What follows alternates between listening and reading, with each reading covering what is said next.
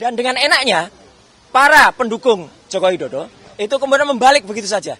Mengatakan ijazah saya palsu. Ada yang mengatakan ijazah S1 saya palsu. Ada yang mengatakan ijazah S2 dan S3-nya juga palsu.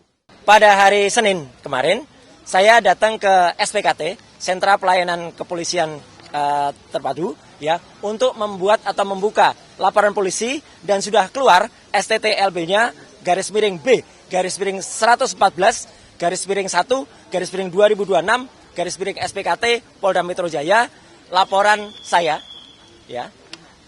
Saya dengan mohon maaf harus saya tutup beberapa yang sifatnya krusial, bukan apa-apa karena saya menghormati privasi saja. Dan saya telah melaporkan 7 orang. 7 orang itu ada rincinya, tapi yang dalam laporan ini memang disebut dan kawan-kawan. Ya, tapi dan kawan-kawannya pihak penyidik sudah mendapatkan karena kami sudah menyerahkan laporan berupa detail intinya seperti ini, lengkap dengan ada penjelasan di dalamnya tentang orang-orangnya, tentang buktinya, screen capture-nya, link-nya, bahkan juga transkripnya sudah kita berikan semuanya. Petunjuk dan buktinya ada. Jadi kenapa kita melaporkan pasal 433 ayat 2 dan 434 ayat 1 di KUHP yang baru? Karena itu yang terkait langsung dengan peristiwa yang saya alami. Jadi ini merupakan satu spin yang luar biasa jahat, ya, gitu. Karena penelitian yang kami lakukan bertiga awalnya dan didukung oleh teman-teman yang lain dari tim akademisi dan juga dari TPUA dan juga tim aktivis adalah tentang dugaan ijazah palsu yang dimiliki oleh Presiden ke-7 Indonesia Joko Widodo, yang kesimpulannya adalah 99,9% palsu. Dan dengan enaknya para pendukung Joko Widodo itu kemudian membalik begitu saja, mengatakan ijazah saya palsu. Ada yang mengatakan ijazah S1 saya palsu, ada yang mengatakan ijazah S2 dan S3-nya juga palsu. Dan nanti saya akan tunjukkan kepada teman-teman semua, ya, kalau Jokowi itu dulu mau bersifat negarawan dan mau terbuka, tunjukkan saja ijazahnya, selesai. Orang bisa lihat, bisa menguji ijazah itu, benar apa enggak. Mau tanyakan ke Universitas Gadjah Mada, mau tanyakan ke Universitas Negeri Jakarta, silahkan. Ya, nanti di bagian akhir saya tunjukkan. Tapi yang jelas, secara lucu, semalam, tepatnya dua malam sebelumnya, lawyer kami, ya, Pak Gafur Sangaji, memang sudah menyampaikan, ya, acara hari ini. Dan pada saat itu juga sudah mulai ada yang kelihatan kayak cacing kepanasan, ya, gitu, bingung dia, gelisah apa. Dan semalam ada yang lebih gelisah lagi. Semalam di salah satu TV ada yang sudah pakai baju tahanan, ada yang buka kaos dan kaosnya kaos tahanan, calon kali, ya, gitu. Dan maka pada hari ini mohon didengarkan baik-baik, ya, gitu, tanpa kemudian bersifat mendahului pihak kepolisian. Nama-nama terlapor, inisialnya akan saya sebut. Ya. Inisial yang pertama adalah A. Inisial yang kedua adalah B. Inisial yang ketiga adalah D. Inisial yang keempat adalah F. Inisial yang kelima adalah L. Inisial yang kelima adalah U. Dan inisial yang enam adalah U. Dan inisial yang ketujuh adalah V. Jadi A, B, D, F, L, U, V. Itu adalah orang-orang yang kami laporkan dan ada di dalam detail penjelasan yang sudah ada di dalam laporan kepolisian nomor STTLB _B _114 _2026 SPKT Polda Metro Jaya. Saya jelaskan lagi. Jadi memang ada 2 klaster. Klaster yang pertama saya dituduh berijazah palsu, ya. Jadi ijazah saya dari S1 dari UGM ini dituduh palsu. Clear, ya, jelas betul. Ini ada legalisasinya. Silakan difoto, silakan dianalisis. Ya, kalau ada orang, ya, silakan diuji ELA, silakan diuji luminance gradient. Silakan diuji apapun kalau ini apa ijazahnya. Kemudian artinya bentuk kejujuran. Kemudian ijazah S2 saya dari UGM juga ini. Silakan diuji juga. Ini saya magister kesehatan, makanya di belakang saya ada MKes-nya.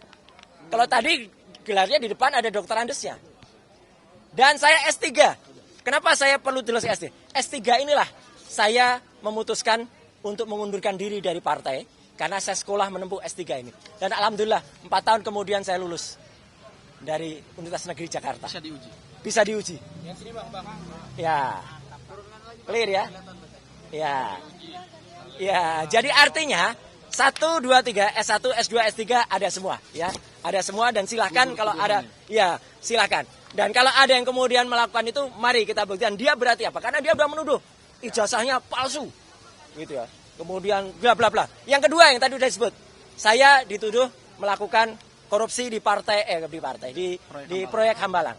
Ya, saya justru mengundurkan diri dari partai itu karena mau sekolah tadi. Dan salah sedikit dari orang di partai itu yang telah memperoleh 5% sebagai kader terbaik partai. Saya kader terbaik dari partai itu tahun 2016. Dan setelah itu saya justru 4 tahun berikutnya saya izin kepada ketua umum waktu itu untuk mengundurkan diri karena saya mau sekolah. Jadi saya memang hubungannya tidak buruk. Saya hubungannya tetap baik. Dan justru karena hubungan baik itu, maka ketika saya dituduh kemudian melakukan korupsi di Hambalang, alhamdulillah justru nanti akan ada saksi yang sangat prinsipal yang mengetahui persis ketika kasus Hambalang itu beliau berada di KPK. Ya, dan itu akan sangat membantu kita, akan menjelaskan Roy Suryo tidak termasuk dalam lidik dan tidak ada. Clear banget. Ya, kenapa saya dibikin videonya? Jadi sebenarnya pasal 32 dan 35 Undang-Undang ITE pun masuk dan nanti akan didalami. Karena saya digambarkan ada di Hambalang, saya digambarkan ada di rombongan yang meneliti itu, dan saya digambarkan terlibat dalam urusan itu. Jadi sekali lagi, tuduhan-tuduhan mereka, kabar bohong dan fitnah adalah telak. Ya. Dan itu masuk semua. Jadi makanya Polda Metro Jaya dengan cepat bisa menerbitkan LP. Karena mereka melihat tuduhan ijazah palsu adalah telak, tuduhan saya terlibat korupsi Hambalang adalah telak, semuanya adalah fitnah dan kabar bohong. Yang dilaporkan Mas Roy ini ada 2 klaster.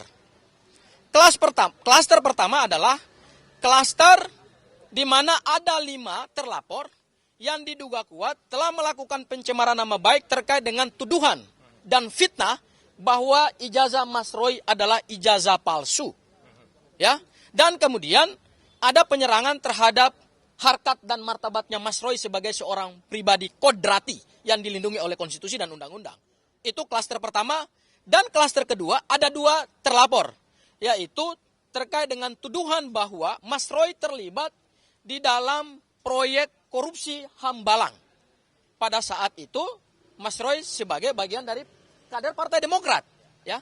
Tetapi perlu saya tegaskan, berdasarkan bukti-bukti yang sudah kami sampaikan kepada penyidik Polda Metro Jaya, setidak-tidaknya pada saat kami melaporkan ini dan di SPKT, Mas Roy saat itu bukan sebagai terlapor, bukan sebagai tersangka, dan bukan juga sebagai saksi. Sama sekali tidak ada hubungannya dengan proyek Hambalang itu. Ya, jadi nggak ada kaitannya. Tetapi narasi-narasi yang dibangun oleh para pemfitnah dan penuduh seolah-olah Mas Roy, bahkan ada videonya, seolah-olah Mas Roy adalah bagian dari tindak pidana korupsi Hambalang.